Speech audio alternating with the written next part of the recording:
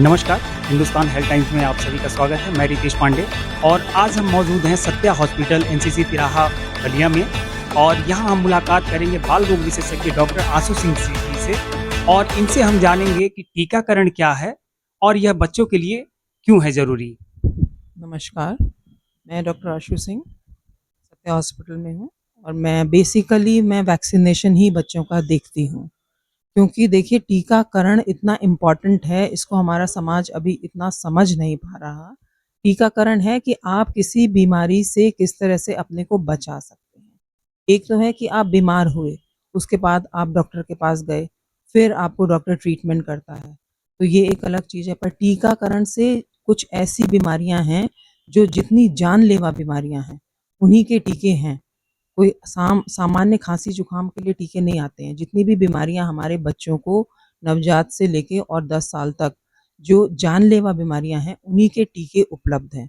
तो टीकाकरण बहुत ही आवश्यक है। टीकाकरण के लिए हमें अपने सबको जागरूक करना चाहिए और जन्म के 15 दिन के अंदर ही टीका लगता है।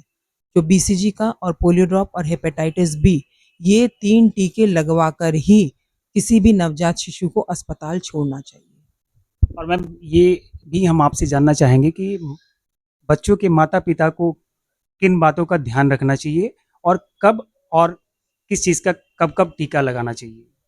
तो जैसा मैंने आपको अभी बताया कि जन्म पे 3 टीके हैं, बीसीजी का टीका, पोलियो ड्रॉप और हेपेटाइटिस बी।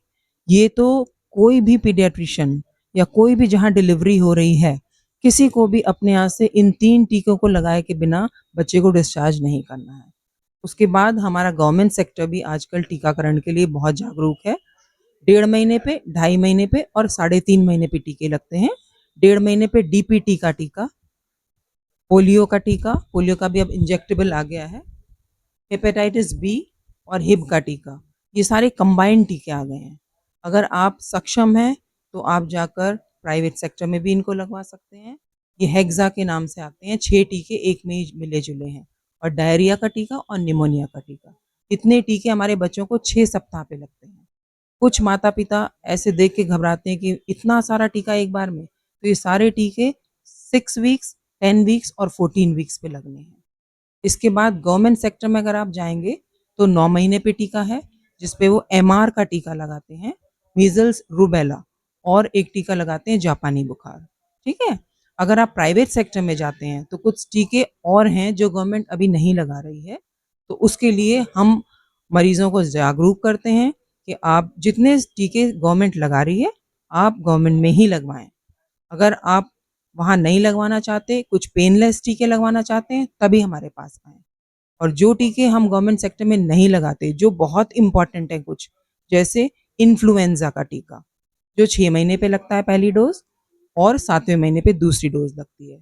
टाइफॉइड का टीका, अब टाइफॉइड का मियादी बुखार जिसको कहते हैं, इसकी सिंगल डोज़ लग रही है, 6 मंथ्स के ऑनवर्ड्स आप 1 डोज़ लगवा सकते हैं। फिर मेनिंगोकोकल वैक्सीन जो मस्तिष्क ज्वर का टीका है, ये 9 महीने पे लगता है, ये भी सरकारी टीकों के में नहीं अभी उपलब्ध है। तो मैं आपको बेसिकली वही टीके बता रही हूँ, जो गवर्नमेंट सेक्टर में नहीं है। अगर गवर्नमेंट सेक्टर में आप जाना चाहते हैं, तो सारे टीके आप वहाँ लगवा लीजिए पहले, फिर उसको लगवाने के बाद 6 महीने से आप यहाँ पे कहीं भी किसी प्राइवेट सेक्टर में जाके इन्फ्लुएंज़ा, टाइफॉइड, हेपेटाइटिस ए, जिसको जॉन्डिस का टीका कहते हैं, वेरिसेला, चिकन पॉक्स का टीका है, ये सब आप लगवा सकते हैं।